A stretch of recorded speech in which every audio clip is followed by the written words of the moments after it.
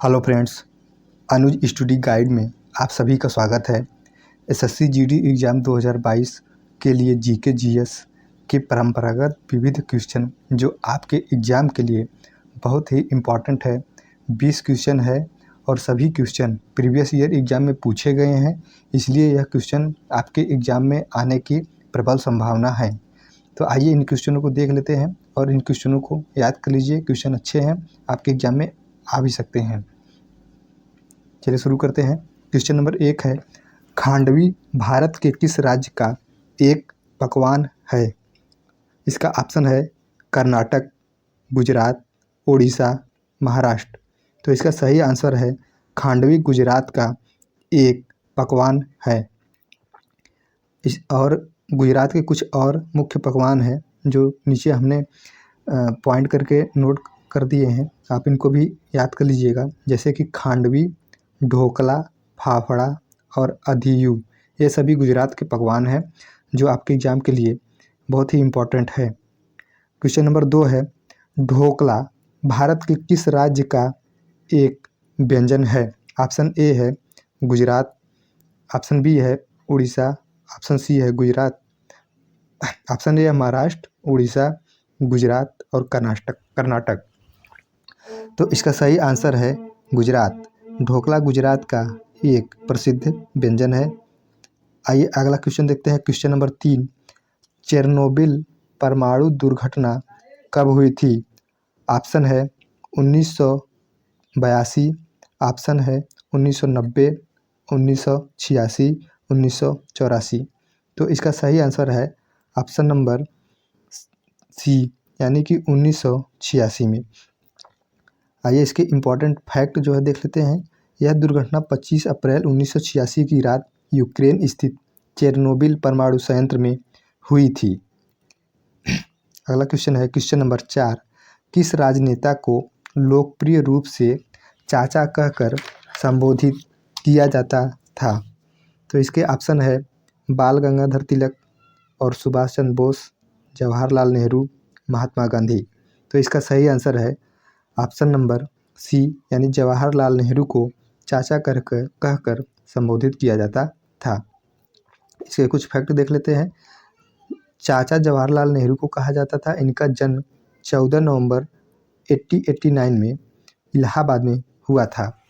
इनका जन्म बाल दिवस के रूप में मनाया जाता है। अगला क्वेश्चन है क्वेश्चन नंबर 5, भोपाल गैस त्रासदी कब हुई थी?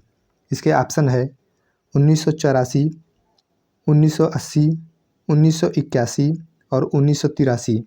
तो इसके सही आंसर है ऑप्शन नंबर ए, यानी कि 1984 में भोपाल गैस त्रासदी हुई थी। इसके कुछ पॉइंट देख लेते हैं। यह घटना 2-3 दिसंबर 1984 को यूनियन कार्बाइड नामक कंपनी के कारखाने से मिथाइल आइसोसाइनाइड नामक जहरीली गैस के रिसाव के कारण हुआ था। इसे भी फैक्ट भी आप याद कर लेंगे, इसे भी क्वेश्चन आने की संभावना रहती है। तो अगला क्वेश्चन देख लेते हैं। क्वेश्चन नंबर 6, भारत का राष्ट्रीय पंचांग किस काल पर आधारित है? ऑप्शन है शक, गुप्त, विक्रम और कलयुग। तो इसका सही आंसर है ऑप्शन नंबर ए, यानी कि शक संवत पर भारत का राष्ट्रीय पंचांग आधारित है। इसके कुछ फैक्ट देख लेते हैं। फैक्ट है पहला, भारत का राष्ट्रीय पंचांग शक संवत पर आधारित है, जो कि 78 ईस्वी में चंद्रगुप्त द्वितीय यानी विक्रमादित्य के द्वारा शक क्षत्रपों को हराने के उपलक्ष्य में चलाया गया था। आइए अगला क्वेश्चन देख लेते हैं। क्वेश्चन नंबर 7 है, किस अवधि को भारतीय थिएटर के लिए पुनर्जागरण की अवधि के रूप में माना जाता है? ऑप्शन है 1765 से 75, 1886 से 96, 1980 से 90, 1965 से 75। तो इसका सही आंसर है ऑप्शन नंबर ए, 1765 से 75, यानी 18वीं शताब्दी को भारतीय थिएटर के लिए पुनर्जागरण की अवधि के रूप में माना जाता है। आइए क्वेश्चन नंबर 8 देख लेते हैं। क्वेश्चन नंबर 8 है, नालसा का सही विस्तारित रूप क्या है? इसके ऑप्शन है national league supreme authority, option B है national legal safety authority, option C है नेशनल लीगल सर्विसेज अफेयर्स और ऑप्शन डी है नेशनल लीगल सर्विसेज अथॉरिटी। तो इसका सही आंसर है ऑप्शन नंबर डी, यानी कि national legal services authority NALSA का पूर्ण रूप है। इसके कुछ फैक्ट है, इंग्लिश में इसको नेशनल लीगल सर्विसेज अथॉरिटी कहा जाता है। इसकी स्थापना नालसा एक्ट 1987 के तहत 1995 में किया गया था। इसमें निःशुल्क विधि सहायता की बात की गई है। इसमें निःशुल्क विधिक सहायता की बात की गई है। आइए क्वेश्चन नंबर 9 देख लेते हैं। क्वेश्चन नंबर 9 है श्रीखंड एक भारतीय मिठाई है जो पानी निकाले हुए दही से बनता है और खाली स्थान है व्यंजन में मुख्य में मिठाई में से एक है। तो इसके ऑप्शन है बंगाली, केरल, महाराष्ट्रियन और हरियाणवी। दोस्तों इसका सही आंसर है ऑप्शन नंबर सी, यानी कि महाराष्ट्र की एक व्यंजन है श्रीखंड। इसके कुछ फैक्ट है कि ये श्रीखंड मिठाई जो है महाराष्ट्र और गुजरात दोनों में लोकप्रिय है। तो इसमें से कोई भी महाराष्ट्र या गुजरात आंसर सही हो सकता है। आपके एग्जाम में जैसा भी ऑप्शन दिया रहेगा आप इसको याद कर लेंगे। और अगला क्वेश्चन है question number 10, Kaiga generating station एक परमाणु उत्पादन स्टेशन है जो स्थित है। ऑप्शन है बिहार, कर्नाटक, गुजरात, उड़ीसा। तो दोस्तों इसका सही आंसर है ऑप्शन नंबर बी, यानी कि कर्नाटक। कैगा कर्नाटक में स्थित एक परमाणु संयंत्र है। इसके कुछ फैक्ट हैं कि यह संयंत्र कर्नाटक में स्थित है और सन 2002 से यह संयंत्र कार्यरत है। आइए क्वेश्चन नंबर 11 देख लेते हैं। क्वेश्चन नंबर 11 है कौन सा मंत्रालय भारत में गौ हत्या करने को नियंत्रित करता है। ऑप्शन है रक्षा मंत्रालय, कृषि मंत्रालय, गृह मंत्रालय, होम मिनिस्ट्री और पर्यावरण मंत्रालय। तो इसका सही आंसर है ऑप्शन नंबर डी, यानी कि पर्यावरण एवं स्वास्थ्य जलवायु परिवर्तन मंत्रालय द्वारा गौ हत्या को नियंत्रित किया जाता है। आइए क्वेश्चन नंबर 12 देख लेते हैं। क्वेश्चन नंबर 12 है कि निम्नलिखित में से किसे मद्रास का मोजार्ट के रूप में जाना जाता है। ऑप्शन ए है किशोर कुमार, ऑप्शन बी है AR रहमान, ऑप्शन सी है इलैया राजा और ऑप्शन डी है SP बाला सुब्रमण्यम।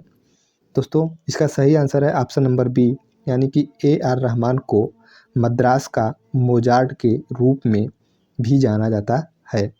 इसके कुछ फैक्ट देख लेते हैं कि AR रहमान को मद्रास का मोजार्ट के रूप में जाना जाता है। उन्हें यह उपाधि टाइम पत्रिका ने दी थी। यह इम्पॉर्टेंट है, आप इसे याद कर लेंगे। दोस्तों सभी क्वेश्चन आपके एग्जाम के लिए अति इम्पॉर्टेंट है, तो आप इसे ज़रूर याद कर लेंगे। अगर आपको PDF चाहिए तो आप हमें मैसेज करिए, कमेंट करिए, PDF आपको मिल जाएगा। आइए क्वेश्चन नंबर 13 देख लेते हैं।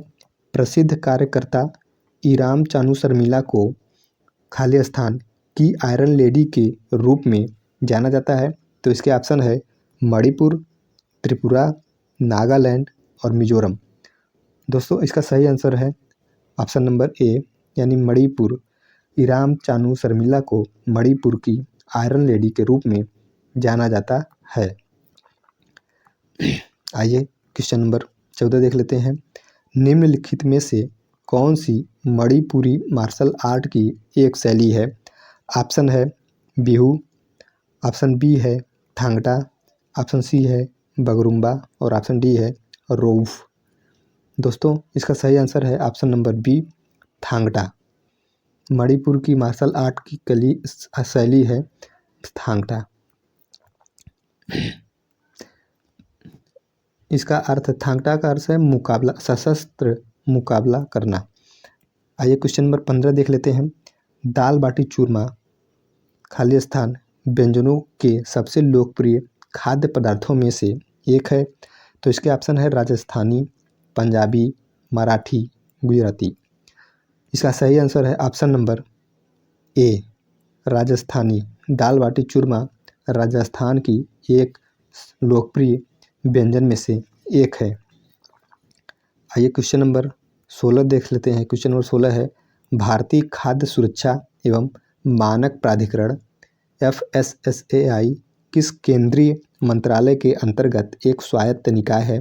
तो इसके ऑप्शन है स्वास्थ्य एवं परिवार कल्याण मंत्रालय, ऑप्शन बी है कृषि एवं किसान कल्याण मंत्रालय, ऑप्शन सी है खाद्य संसाधन, ऑप्शन डी है वाणिज्य एवं उद्योग मंत्रालय। तो दोस्तों इसका सही आंसर है ऑप्शन नंबर ए स्वास्थ्य एवं परिवार कल्याण मंत्रालय। भारतीय खाद्य सुरक्षा मानक प्राधिकरण स्वास्थ्य एवं परिवार कल्याण मंत्रालय के अंतर्गत एक स्वायत्त निकाय है। आइए क्वेश्चन नंबर 17 देख लेते हैं। क्वेश्चन नंबर 17 है, निम्नलिखित में वाक्य किसने कहा था?